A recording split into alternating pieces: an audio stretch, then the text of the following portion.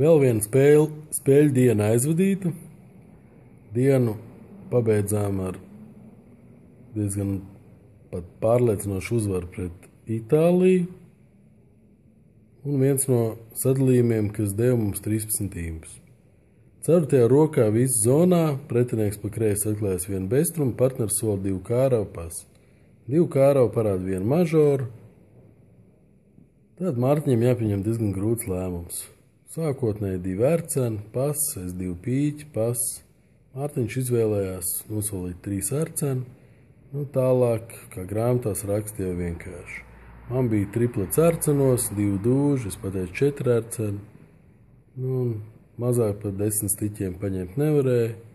Pēc gājiena ar mazu trumpi.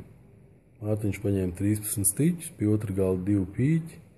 Rezultātā 13 impi Latvijai un uzvara pret pasaules čempioniem Itāliju.